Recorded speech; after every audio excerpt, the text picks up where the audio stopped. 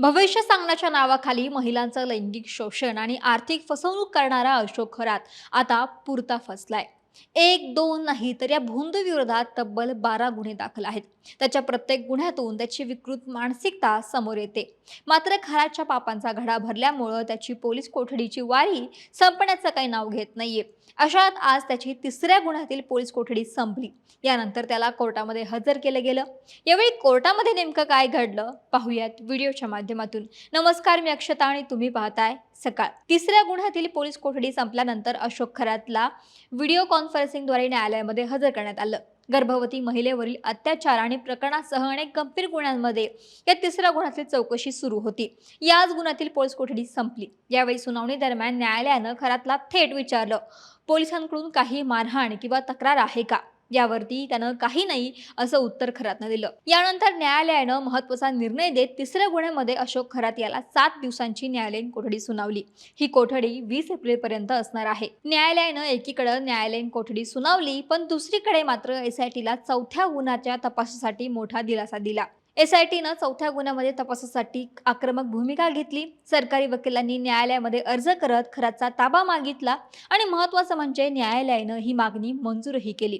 म्हणजेच आता चौथ्या गुन्ह्याच्या तपासासाठी अशोक खरातला पुन्हा एकदा पोलीस कोठडी म्हणजेच एसआयटी चौकशीला सामोरं जावं लागणार आहे. तिसऱ्या गुन्ह्यामध्ये न्यायालयीन कोठडी मिळाल्यानंतर खरातला नाशिक रोड कारागृहातून ताब्यात घेऊन त्याची वैद्यकीय तपासणी केल्यानंतर उद्या पुन्हा न्यायालयामध्ये हजर केलं जाणार आहे. त्यामुळे एसआयटीला चौथ्या गुन्ह्यात खरातची पोलीस कोठडी मिळेल का नाही हे उद्याच्या सुनावणीमध्ये स्पष्ट होईल.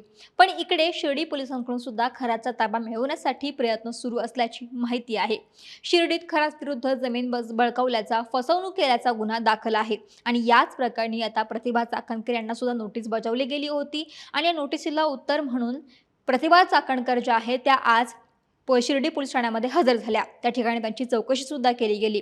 माहितीसाठी प्रतिभा चाकणकर या रुपाली चाकणकर यांच्या बहीण आहे. अशोक खरातच्या प्रकरणी त्यांना नोटीस बजावण्यात आलेली आहे. अशोक खरातच्या पत्नीसोबतच आणि अशोक खरातसोबत त्यांचे आर्थिक व्यवहार असल्याची चर्चा याआधीही सुरू होती आणि त्याचमुळे त्यांना या प्रकरणी नोटीसही बजावण्यात आली होती. एकीकडे कोर्टामध्ये सुनावणी सुरू असताना दुसरीकडे खरातवरती ईडीनं मोठी कारवाई केली. खरातच्या एकूण 11 ठिकाणी छापेमारी ईडीनं केली आहे. ईडीनं अशोक खरातशी संबंधित ठिकाणावरती छापेमारी केली आहे. PMLA कलम 17 अंतर्गत नाशिक, पुणे, शिर्डी अशा एकूण 11 ठिकाणी छापे टाकण्यात आले.